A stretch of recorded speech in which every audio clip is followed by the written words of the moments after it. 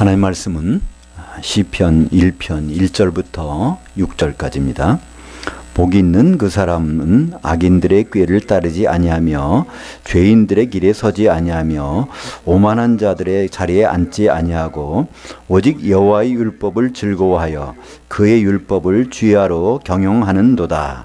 그는 인공수로가에 심은 나무처럼 철을 따라 그의 열매를 맺으며 그 잎사귀가 마르지 아니함 같으니 그가 하는 모든 일이 다 형통하도록 하리로다.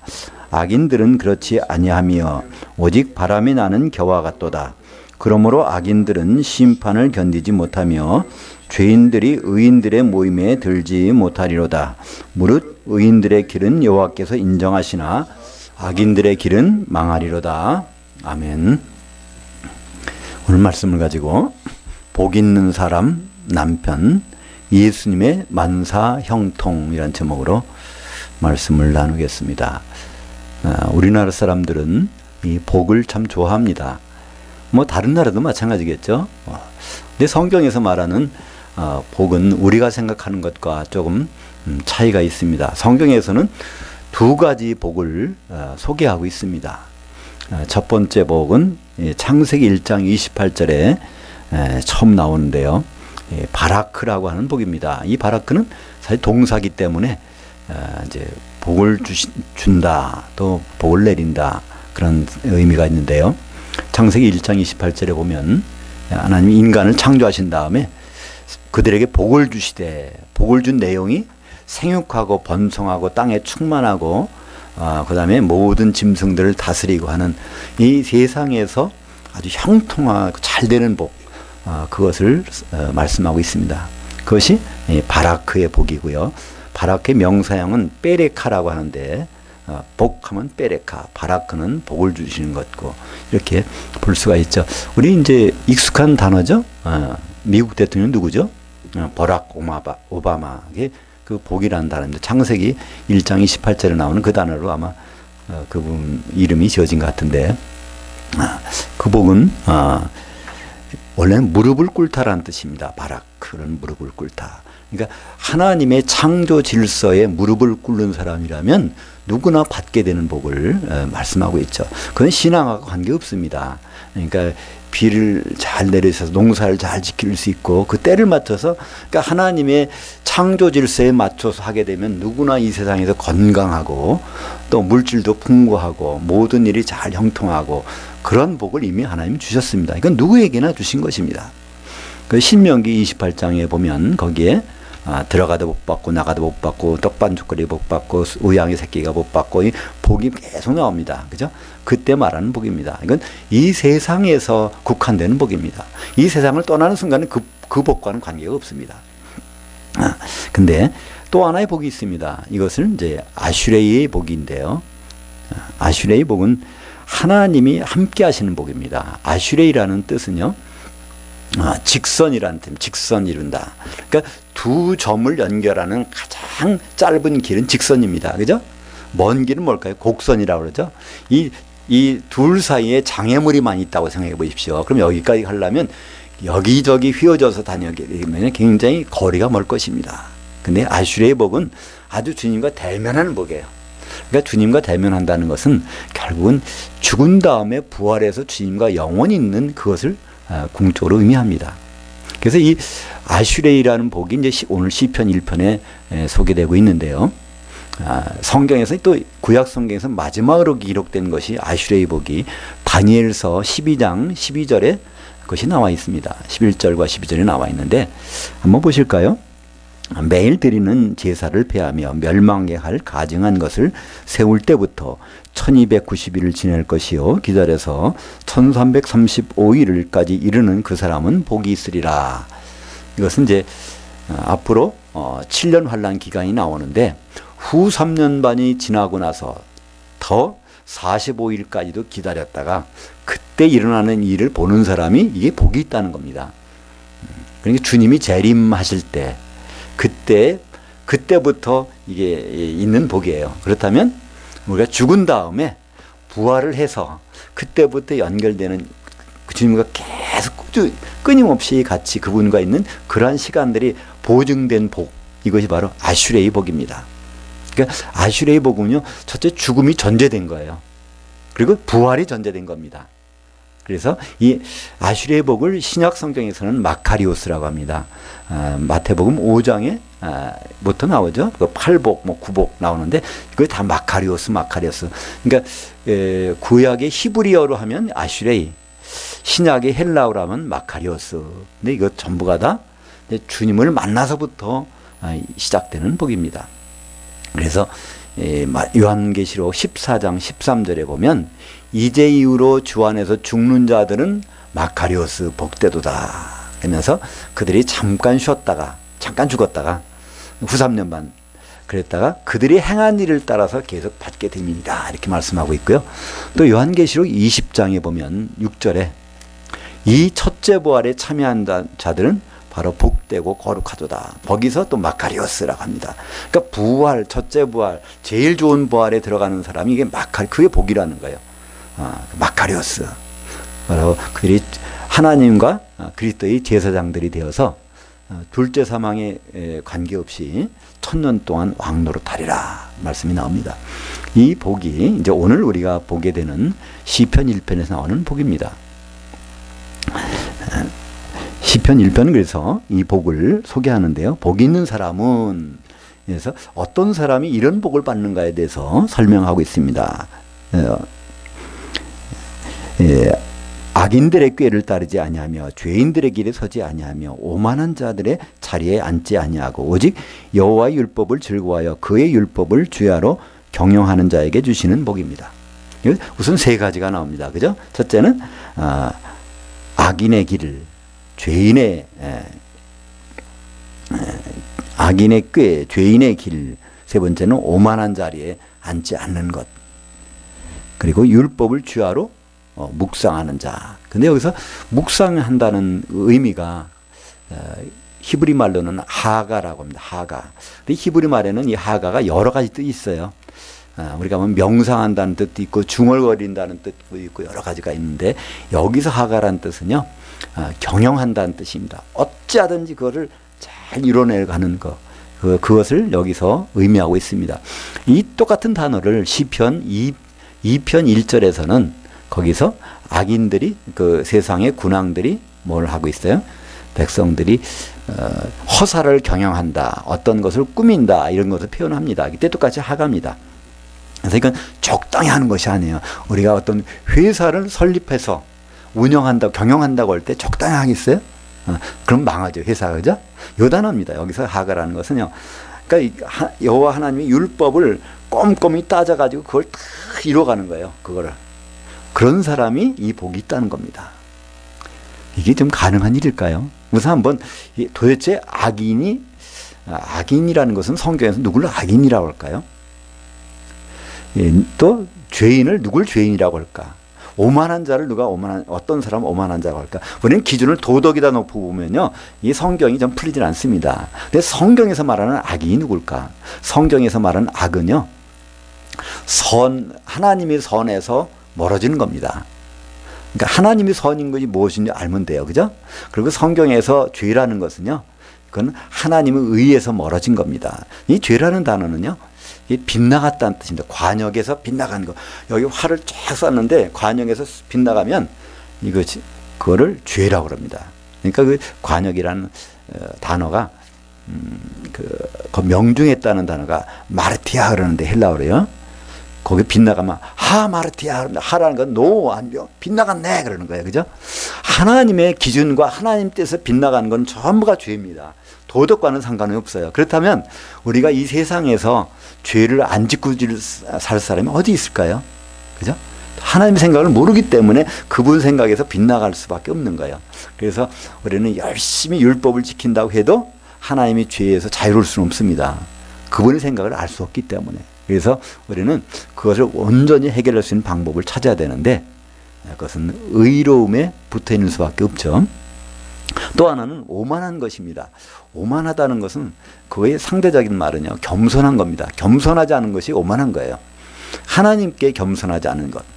이제 시편 잠언서 3장 34절에 보면 그 오만한 자, 거만한 자와 상대되는 겸손을 소개하고 있습니다. 그러니까 이 세 가지를 동시에 해결할 수 있는 것. 그러니까 하나님께 선한 행위, 또 하나님께 의로운 것, 하나님께 겸손한 것, 이런 삶을 살 수 있는 것은요, 어떻게 가능할까요? 하나님께 선한 것은요, 창세기 2장 18절에 처음으로 공개합니다. 바로 아담이 혼자 사는 것이 좋지 아니하매, 그게 선하지 않다는 거예요. 하나님께 선하지 않은 것은요, 아담이 혼자 있는 건 이거는 하나님께는 선하지 않은 겁니다. 악한 거예요. 그러니까 그것을 선한 것은 아담에게 돕는 배필이 생기는 것, 그것이 하나님께는 선한 겁니다. 하나님은 그 선을 이루기 위해서 지금도 일하고 계세요. 마지막까지. 그러니까 아담은 누구의 모형일까요? 로마서 5장 14절에 보면 아담은 바로 오실자의 모형이니라. 예수님은 오실자인데 그분의 모형이 아담이고요. 아담에게 돕는 배필은 바로 그분의 신부가 될 지금 교회죠. 그죠? 그러니까 교회가 이제 완성이 돼서 주님과 결혼하는, 이것이 하나님의 선하신 뜻입니다. 그것을 반대하는 것, 그건 다 악한 일이에요. 그러니까 나 개인 구원받았다 해서 개인으로 끝난다면 하나님께는 그건 악한 일입니다. 어떤 물건을 집을 짓다가 기초공사만 하고 말아버린다면요, 이거 입주할 수 없잖아요. 그죠? 그러니까 우리 각자를 하나님 왜 구원시키실까요? 우리 거듭나게 하실까요? 결국은 우리들로 그리스도 안에서 한 몸을 만들어서 예수님 오시게 해서 결혼시키시려고. 창세기 2장 24절에 보면 남자가 부모를 떠나 그의 아내 앞에서 한 몸을 이룰지로다. 이것이 하나님의 그 결심이에요. 그 남자는 누굴까요? 바로 부모를 떠나 하나님 아버지를 떠나서 바로 그의 아내와 결혼에 합해서 바로 교회가 합해져서 한 몸 결혼시키는 것, 그것이 바로 하나님의 뜻입니다. 이 세상에 결혼 제도를 왜 주셨을까요? 하나님의 복 받아서 잘 살아보라고요. 저는 결혼 주례를 딱 한 번 해봤습니다. 근데 그때 주례사의 내용은 어떻게 했냐면요, 신랑 되신 분한테 바로 예수 그리스도의 모형으로, 예수 그리스도의 홍보대사로 세우신 겁니다. 그랬어요. 그리고 신부 되시는 분한테는 제가 그랬습니다. 바로 교회의 홍보대사로 하나님이 세우신 것입니다.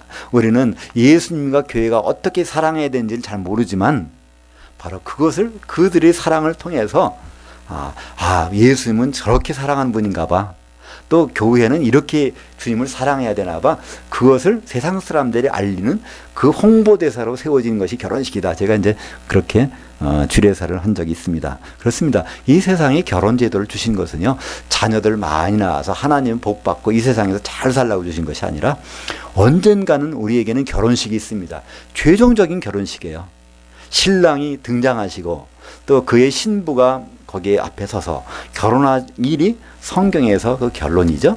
그러니까 요한계시록에 보면 어린 양의 신부가 준비가 됐고, 그래서 결혼식이 이루어지고, 그래서 요한계시록은 그래서 끝납니다. 그 과정에 우리는 잘 이해를 못하기 때문에 결혼식을 통해서 우리가 주님을 이해하는 겁니다. 또 결혼식을 통해서 교회가 어떻게 해야 될까를 우리가 알아가는 거죠. 그래서 그 과정에서 주님을 만나는데 도움이 되기 때문에 결혼 제도는 참 귀한 것입니다. 그것이 바로 하나님이 선하신 뜻이에요. 그리고 이 죄라는 건 아까 잠깐 나왔지만 하나님의 기준에서 벗어난 건 다 죄라는 겁니다. 그래서 그러니까 죄를 우리가 없이 할 수 있는 것은요, 우리는 인간의 노력은 할 수 없어요. 그죠? 히브리서 9장 22절에 보면 피 흘림이 없은즉 죄 사함이 없느니라. 예수님의 피가 흘려져야만 이건 죄 사함이 있는 거예요. 그죠? 그러니까 예수님만이 의롭기 때문에 의로운 분의 피를 덮어야만이 우리는 죄에서 안전합니다. 그러니까 악인들의 꾀를 악인의 꾀를 따르지 아니하고 죄의 길에 서지 않는 것은요, 그런 예수님밖에 없어요. 그렇게 하실 수 있는 분은. 그리고 오만한 자리에 겸손한 분은요, 예수님밖에 없습니다. 어떤 게 겸손한 것일까요?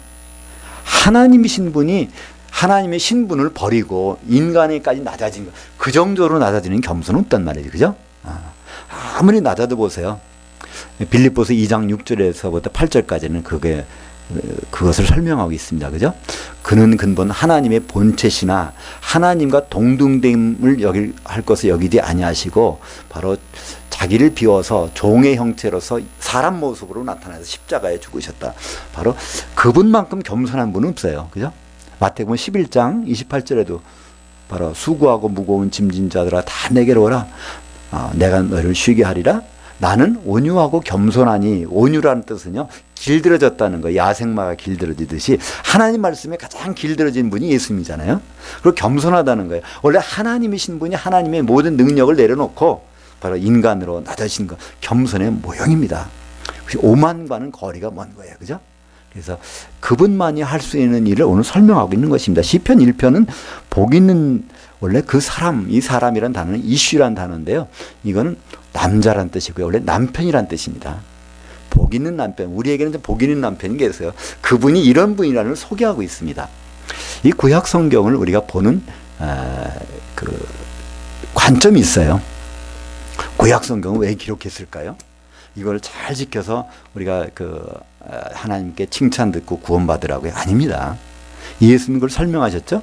요한복음 5장 39절에 너희가 성경에서 영생을 얻는 줄 생각하고 성경을 상고하거니와 성경을 연구하고 있는데 바로 이 성경이 나에 대해서 증언하는 것이로라. 예수님이 말씀하신 성경은 구약 성경입니다. 신약 성경이 아직 기록되지 않을 때니까 이 성경은 전부가 사람들은 그때 영생 얻으려고 보고 있다는 거예요. 이곳에서 영생이라는 구원받아서 영원한 생명을 얻어보려고 십계명도 있고 여러 가지를 하나님 말씀을 지키고 안식일도 지키고 그러려고 노력들을 하고 있는데 예수님 관점에서 그러는 거예요. 당신들은 지금 성경 가지고 참 영생을 얻어보려고 그렇게 애쓰고 있는데 관점이 틀렸다는 거예요. 이 성경책을 주신 목적은 바로 예수님을 제대로 알아보라고, 한번 그렇게 살아보라는 거예요. 율법대로. 도저히 못 살지 않느냐. 그러면 우리가 죄 가운데 있을 수 없는데, 밖에 없는데. 그렇다면 우리는 어떤 길을 가야 될까? 바로 그걸 이루신 분, 예수님 안에 있으면 되겠구나. 그걸 깨달으라고 이 성경을 주신 건데, 우리는 지금도 구약 성경의 내용들을 가지고 그걸 연구하면서 그대로 살아보려고 노력하는 사람들이 유대인도 있지만, 우리 신앙, 믿는 사람에게도 많이 있습니다. 그래서 구약에 나오는 모든 십계명, 또 레위기에 보면 뭐 이런 음식은 먹으면 안 되고, 이건 피가 들어간 음식은 먹으면 안 되고, 뭐 여러 가지 있지 않습니까? 비늘 없는 거 먹으면 안 되고, 그죠? 되새김질하는 거 그거 안 먹으면 안 되고, 그거 다 전부가 예수님에 관한 얘기거든요. 되새김질하는 건 뭐라 할까요? 그 말씀을 듣고 계속해서 그걸 따져보는 거예요, 그죠? 그리고 굽이 갈라진 걸 먹으라는 겁니다. 굽이 갈라졌다는 게 분별력이 있는 사람이 되라는 거예요. 그냥 휩쓸리지 말고. 그 생선 같은 건 어떻습니까? 비늘이 있는 고기를 꼭 먹으라는 거예요. 우리가 비늘이 있는 사람이 되라는 겁니다. 이 바다에서 잡은 고기요, 바다에 아무리 짠물이지만요, 금방 잡아서 이거를 회를 딱 뜨면요, 거기에 짠 염분이 하나도 없습니다. 소금을 쳐야 간이 맞을 정도예요. 왜 그럴까요? 비늘이 바로 염분을 다 막아주거든요. 근데 이제 그 고기가 죽었다면 조금 시간이 지나면 그 고기는 절여지죠, 소금물에. 그래서 또 지느러미가 있습니다. 지느러미는 있는 걸 먹으라는, 우리가 지느러미 있는 사람이 되라는 거예요. 이 세상은 바다와 같습니다. 거기 세상에 물결에 휩쓸리지 말고 그 물결이 이렇게 가지만 지느러미가 있으면 그걸 거슬러서 갈 수 있는 거예요. 그죠? 그래서 이 모든 것들은 먹는 거, 입는 거, 이 모든 내용들은 예수님 안에서 우리가 어떻게 살아야 된다는 것을 성경에서 말씀해 주고 있는데, 우리는 그 음식에 대해서 어떤 행동에 대해서 뭐 이렇게, 그래서 유대인들은 지금도 그런다 그러죠. 계란 한 개 이상의 무게를 들으면 이거는 노동한 거라서 안식일 날은 안 한다잖아요. 그죠? 그리고 엘리베이터 딱 있으면은 안식일 때는요, 외국 사람이 오기를 기다린다잖아요. 단출 노동이니까. 그래서 기다리고 있다. 이걸 가지고 그들은 구원받아 보려고. 그래서 너희가 성경에서 영생을 얻으려고 성경을 연구하거니, 예수님이 하신 말씀, 유대인들이 하신 말씀은 바로 그겁니다. 근데 그 용도가 그게 아니라는 겁니다. 이 율법은 그걸 잘 따져봐야 되는 거예요. 그래서 그것을 과연 뭘 말씀하고 있는가. 로마서 5장 3장 20절 21절에 보면, 그러므로 율법이 행위로 그의 앞에 의롭다 하심을 얻을 육체가 없나니 율법으로는 죄를 깨달음이라. 그러니까 이 성경의 율법책을 주신 이유는요, 거울을 주신 거예요. 그죠? 거울을 봐야 어디가 문제가, 어디가 뭐가 묻었는지를 아니까 그걸 지울 수가 있는 죠. 근데 거울 자체는 이게 지울 수 있는 능력은 없어요. 그걸 보고 이제 우리가 죄를 율법을 통해 발견하고 그러면 어디 가야 될까? 예수님께 가도록 안내하는 것이 바로 율법의 목적입니다. 그러니까 우리는 오늘 악인의 꾀를 따르지 아니하고 죄인의 길에 서지 아니하고 오만한 자리에 앉지 아니하려면 하나님의 선을 따라야 되고 악 대신에 선을 따라야 되고 죄 대신에 의의 길을 따라야 되고 또 오만하지 않으려면 겸손해야 되고 그러려면 우리는 예수님을 붙잡는 수밖에 없다는 거예요. 그죠? 그러니까 예수님만이 복이 있는 아슈레이 복이 있으니까 우리가 이 복을 받고 싶다면 그분 붙잡고 있으면 된단 말이에요. 그분의 아예 몸이 되버리면 돼요. 그죠? 예수님의 몸을 이루는 교회가 바로 그분의 몸이니까. 바로 예수님은 그 율법을 다 꼼꼼히 따져서 지키신 분입니다. 예수님 그렇게 말씀하십니다. 마태복음 5장 17절에 내가 율법이나 선지자 이것을 없애려고 온 것이 아니다. 이것을 성취하러 완성시키러 왔다. 율법이 1.1억이라도 다 이루지 않으면 안 된다는 거예요. 다 이루시겠다는 겁니다. 그래서 그걸 다 이루신 분이에요. 우리가 보면 그렇잖아요. 예수님이 12제자 중에 12사도 중에 가룟 유다가 있잖아요. 하나님 왜 예수님은 왜 그 제자가 그렇게 탈선을 하고 탈락하고 가는데 왜 내버려 두셨을까? 좀 그렇잖아요. 사랑이 많으신 예수님이. 근데 그분은 그렇게 하실 수밖에 없었어요. 왜냐하면 성경에 이미 기록이 됐거든요. 시편 49편 21절에 보면 다윗이 고백을 합니다. 그 다윗의 고백은 예수님의 고백이에요. 미리 모형으로 고백한 것이거든요. 나와 같이 떡을 먹는 사람이 바로 발꿈치를 들을 것이다 라는 고백이 있어요. 그러니까 예수님의 12사도 중에 하나는 반드시 발꿈치를 들어서 반역하고 떨어져 나가는다는 것이 성경에 미리 예언되어 있는 거예요. 율법이 기록되어 있기 때문에 그 율법은 이루어져야 되는 거예요. 그래서 예수님은 가룟 유다가 그렇게 되는 것을 할 수 없이 보고 계실 수밖에 없었어요. 다른 사람이었으면 할 수 없겠지만 그래도 마찬가지가 되겠죠. 율법을 다 이루시는 과정에서 가룟 유다가 잘못되는 게 또 그냥 어떻게 돌이켰으면 좋겠지만 성경에 응해야 되기 때문에 그것도 그냥 내버려 두셨단 말이죠. 이렇게 우리는 우리가 이 율법의 대로 살 수 있는 방법이 선하게 의롭게 또 이 겸손하게 살 수 있는 방법이 없단 말이죠. 로마서 3장 10절에 보니까 10절부터 12절까지 기록된 바 의인은 없나니 하나도 없으며 깨닫는 자도 없고 사람을 찾는 자도 없고 다 치우쳐 함께 무익하게 되고 선을 행하는 자는 없나니 하나도 없도다. 그러니까 하나님의 선을 행하는 자가 없다는 거예요. 이 세상에 도덕적인 선행은 많이 하겠죠. 그래서 칭찬받을 수 있습니다. 그러니까 하나님 앞에서 선이라는 건 뭐죠? 예수 그리스도의 신부, 아내가 준비되는 일에 거기에 힘쓰는 사람들이 안 보인다는 겁니다.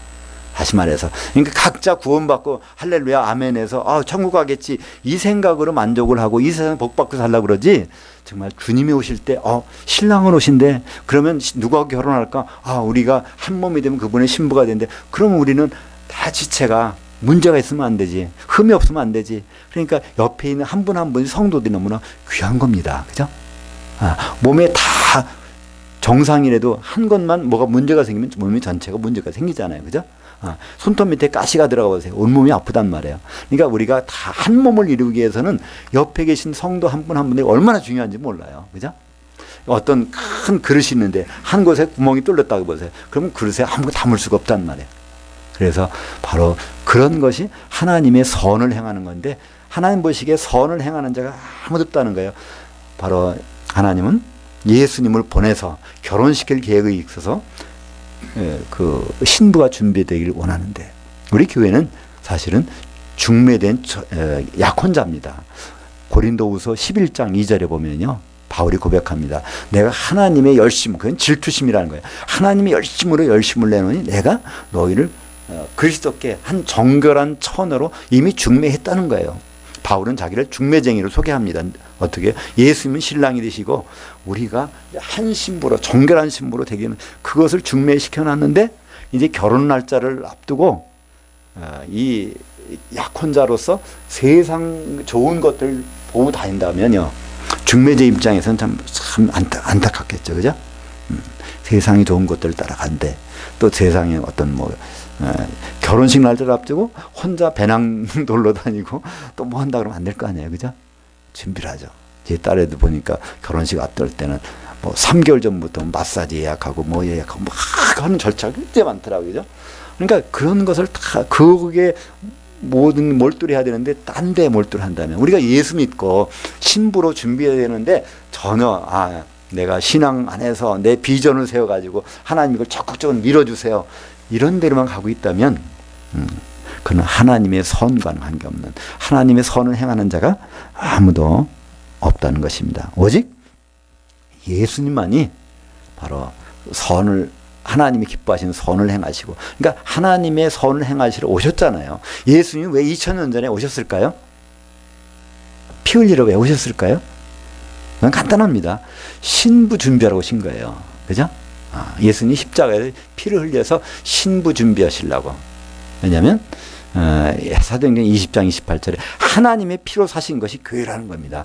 구약 성경에 보면 창세기 2장에 보면 아담을 깊이 잠들게 한 다음에 거기 갈비뼈를 빼서 피를 흘린 다음에 그걸 가지고 그의 아내를 데려옵니다. 이것은 예수님의 모형이에요. 그죠? 그 아담. 그러니까 아담을 잠들게 죽여서 피를 흘려서 그것을 그의 아내를 만들어 오는 과정이 예수님을 통해서 왔다는 겁니다. 예수님 초림 때는 그의 피를 흘려서 그 신부를 만드는 과정, 그 하와를 만드는 과정으로 오신 거고 재림 때는 이제 결혼하러 오시는 거야. 그 신부가 다 준비가 되면 재림하시는 겁니다. 그래서 예수님만이 하나님의 선을 행하신 분이고 예수님만이 바로 의로운 분이고 예수님만이 제대로 겸손하신 분. 그래서 또 예수님만이 율법을 다 이루시는 분. 오늘 시편 1편 2절에 오직 여호와의 율법을 즐거워하여 그의 율법을 주야로 경영하는도다. 이것이 바로 예수님만이 율법을 다 따져가지고 하나 1.1획도 변함없이 이걸 전부가 다 그분은 이루신다는 거예요. 하나하나 이루어 가신다는 겁니다. 그래서 그는 어떤 분입니까? 시냇가에 심기운 나무가. 근데 이 시냇가라는 원래 단어는요, 우리말로 의역한 거예요. 이거 인공수로라는 단어입니다. 터널을, 땅속에 터널을 팠다는 거야. 거기다 나무를 심어요. LA나 라스베가스 가보면요, 거기에 가로수들이 굉장합니다. 근데 원래 LA나 라스베가스는요, 사막지대였어요. 그래서 금광을 개발하러 거기가 발전된 도시입니다. 지금은 근데 나무들이 울창해요. 근데 나무 그 밑에를 보면 거기에 인공수로가 쫙 깔려 있어요.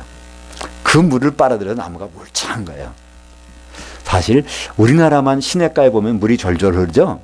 외국에 가면요, 시냇가에는 물이 안 흘러요. 소나기가 올 때 물이 샥 흘러, 그걸 와디라고 그러죠. 중동 지방에서는요, 시냇가가 없어요. 그래서 그리 물이 확 지나간단 말이에요. 그러고 나서 말라버려요. 전부 마른 땅이. 근데 마르지 않는 시냇가가 있어요. 그거는 물을 대서 인공수로로 만들어 놓으면 그것은 끊임없이 가뭄이 들어도 관계없단 말이에요. 시편 1편 3절에 나오는 바로 발르게 마임이라는 것은 인공수로라는 겁니다. 하나님 만들어 놓으신, 어떻게 보면 신공수로겠네요. 그죠? 하나님 만들어 놓으신 그 수로가 있는 거기에 나무가 있다면 이거는 시절을 조차 과일 맺고 잎사귀가 풍성한 그게 된다는 거예요. 그 나무가 누구라고요? 바로 복 있는 자고, 이분이 누굴까요? 이분이 바로 생명나무 대신 예수님을 설명합니다. 예수님은 자기가 나무라고 하셨어요. 그죠? 자기 자신을. 어떤 나무예요? 포도나무. 요한복음 15장에 보면 15장 1절에 나는 참 포도나무. 그게 무슨 말일까요? 이 세상에는 포도나무냐 다 예수님을 설명하기 위해서 있다는 거예요. 진짜 포도나무는 예수님이 포도나무인데 예수님이 포도라는 걸 설명하기 위해서 세상에 포도나무가 있는 거예요. 그죠? 예수님 나는 참 포도나무요. 그 다음에 또 15장 4절에 보면 나는 포도나무인데 너희는 가지들이다. 그래서 우리는 포도나무에 붙는 가지들입니다. 그러면 포도나무 똑같은 거예요.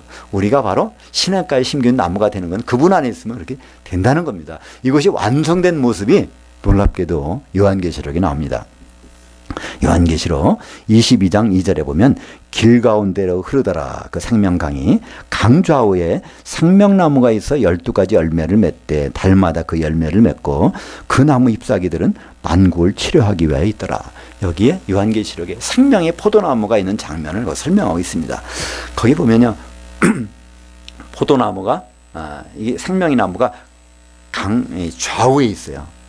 근데 나무는 한 그루거든요. 한 그루가 좌우에 있으려면요, 어떤 나무야 될까요? 포도나무밖에는. 포도나무는 이게 넝쿨이져 가지고 한 그루가 강 이쪽에도 있을 수 있고 저쪽에도 있을 수 있어요. 그죠?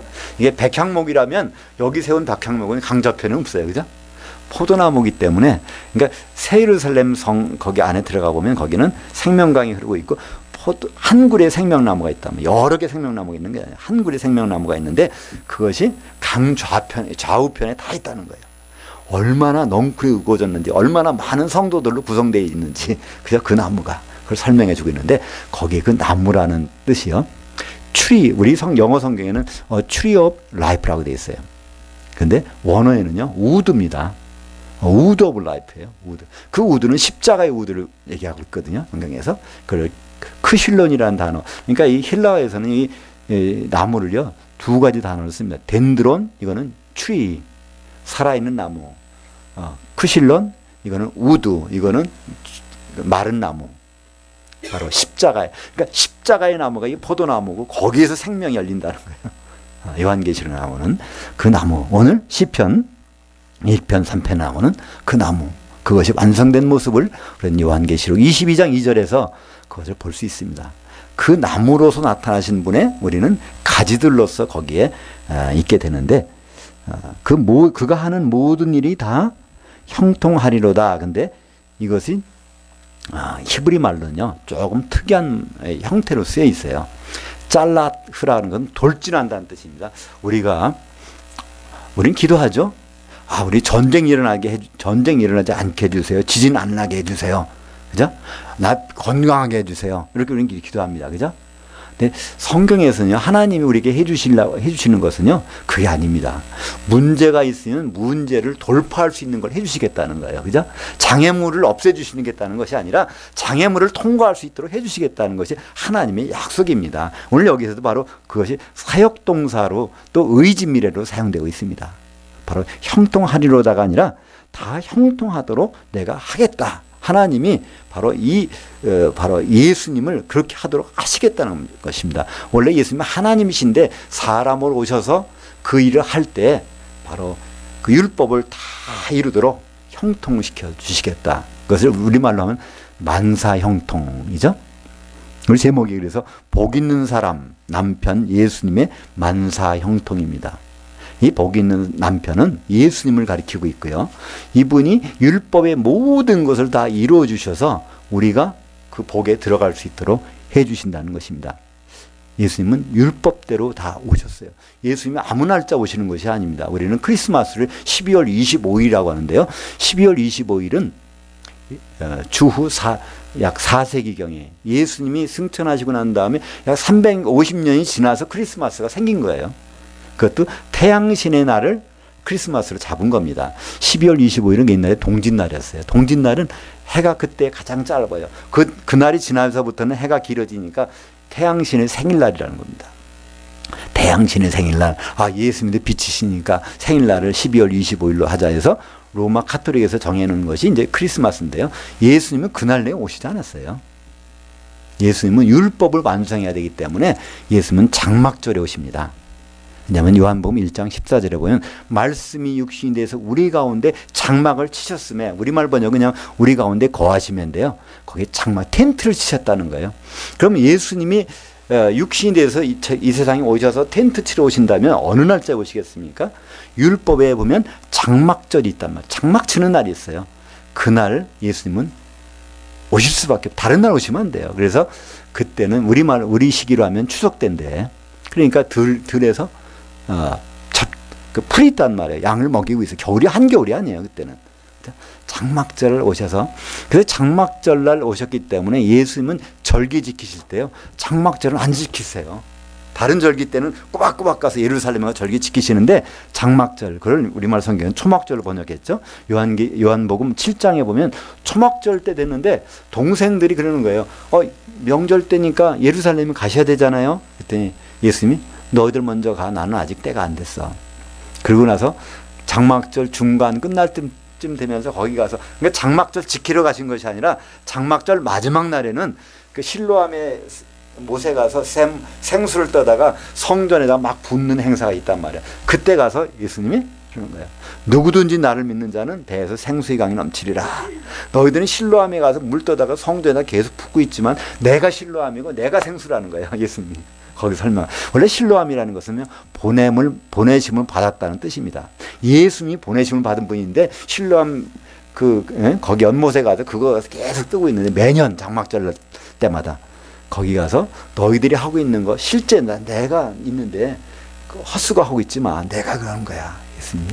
그래서 거기에서 바로 그를 믿는 자들이 받을 성령을 가리켜 말씀하십니다. 그래서 장막절 때는 장막절 지키러 가신 것이 아니라 장막절 때 물 붓는 축제 날에 가서 내가 생명수라는 것을 말씀하러 가셨죠. 근데 6월절 또 무슨 모든 절기들은요, 그분은 꼬박꼬박 지키셨어요.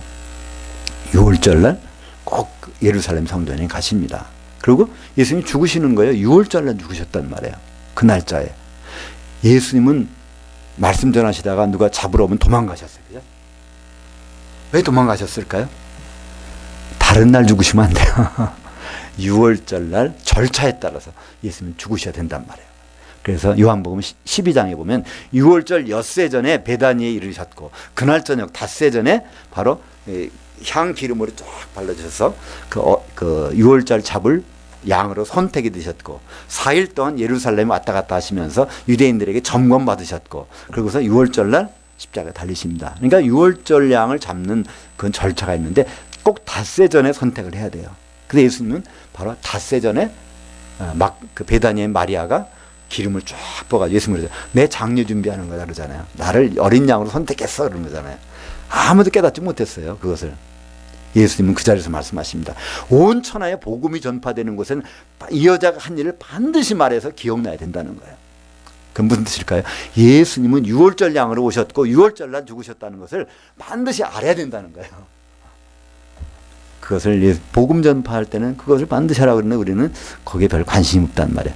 왜냐하면 예수님은 율법 하나하나를 다 지키시는 거예요.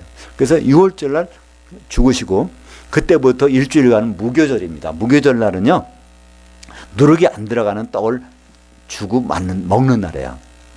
예수님은 무덤에 들어가셨다가 영으로는 살아나셔서 베드로전서 3장 18절에 보면 예수님은 십자가에 달리시고 그날 죽으셨어요. 근데 오른쪽에 있는 강도 같이 낙원에 들어갔다가 영으로는 살아나셔서 옥에 있는 영들에게 복음을 전하셨단 말이에요. 그 옥에 있는 영들이 거기 소개합니다. 베드로전서 3장 19절에 보면 노아의 때 방주에 안 들어가서 다 죽어서 몸은 다 죽었지만 영은 그냥 거기가 있는데 그들은 복음을 들을 기회가 없어서 있던 사람들, 그들에게 예수님은 가서 복음을 전했다는 거. 복음이 바로 뭘까요? 무교병입니다. 누룩이 안 들어가 있는, 이 세상에 영향력이 안 들어가 있는 복음, 그것이 무교병인데 예수님 무교병을 전해. 언제? 무교절 기간 중에. 그러니까 무교절도 이제 예수님 다 지키셨단 말이에요. 완성시키셨어요. 그리고 무교절 기간 중에 안식일 다음 날을 초곡절이라고, 초실절, 초곡절. 곡식 한 단을, 보리 곡식 한 단을 그날을 흔드는 거예요. 흔들었다는 건 뭘까요? 죽었는데 살아났다는 거예요. 부활. 그날 부활하셨어요. 그죠? 예수님은 수요일 날 십자가에 달려서 그날 저녁에 무덤에 들어가셨고, 그러니까 목, 금, 토요일 저녁에 부활하셨단 말이에요. 그러니까 주일날 새벽에 부활하신 것이 아니에요. 주일날 새벽에 부활하시면 율법을 어기시는 거예요. 왜냐하면 72시간 3일 밤 3일 낮 후에 있어야 된다. 요나를 통해서 말씀하셨거든요. 그죠? 그렇기 때문에 예수님은 72시간 후에 나오셔서 수요일 날 저녁에 무덤에 들어가셨다가 토요일 날 저녁에 나오셨는데, 그러니까 일요일 날 새벽에 가보니까 이미 그분은 안 계셔. 부활하셨잖아요. 이미. 그죠? 그래서 율법을 다 지키시고 이제 오순절 때는요, 부활하신 다음부터 50일째 되는 날, 그때는 뭐냐면 떡 2개를 만들어서 흔드는 날이에요. 근데 떡을 만들 때는 유대인들은 뭘 사용한다 그랬죠? 기름을 사용합니다. 우리는 밀가루 반죽할 때 물을 쓰잖아요. 그죠? 근데 유대인들은 물을 사용하지 않는답니다. 왜 그러냐면 유대인들 지역에서는 석회질이 많아가지고 그 물을 써서 만든 떡을 먹으면 담석증이 걸려요. 이게 다 속에서. 그러니까 이뇨작용이 안 된단 말이에요. 나중에 문제가 생겨요. 그래서 그들은 음료수는 반드시 포도주를 담가서 먹고, 또 이 반죽할 때는 기름으로 반죽한단 말이에요. 그 기름이 있어야 반죽이 되는데, 바로 오순절날 예수님은 기름을 보내주셨어요. 그래서 그 성도들이, 사도들이 사도들이 한 덩어리 되는 그 소재가 되고, 또 그날 저녁에 3,000명이 같은 날 성도들이 또 떡 한 덩어리가 되고, 떡 2덩이를 흔든 날, 그 오순절 때는 떡 2덩어리를, 기름에 반죽한 떡 2덩어리를 흔드는 날이, 흔들었다는 거죠. 살아났다는 거죠. 그죠? 요제를 드리는 날인데 예수님은 그것도 그대로 지키셨단 말이에요. 이제 앞으로 남을 것은 이제 나팔절입니다. 마지막 나팔에 예수님 오실 거예요. 다른 날 안 오신단 말입니다. 왜 그럴까요? 율법의 1.1획도 다 이루리라 그랬으니까 나팔절 날 오실 거예요. 나팔절은 이제 7월, 유대인들 달력으로 7월 1일. 그러니까 그들의 민간 달력으로는 1월, 그때가 설날이에요. 1월 1일. 우리가 지난주 설교를 그래서 그 부분 가지고 나팔절 가지고 설교를 했는데요. 그때 오실 것입니다. 그때 오시면서 대속죄일이 있단 말이야. 그러니까 모든 죄에서 해결받는 날, 그리스도의 심판대가 열리게 되는데, 그때 그 심판을 통과할 수 있는 건 누가요? 복 있는 자는 통과하는 거예요.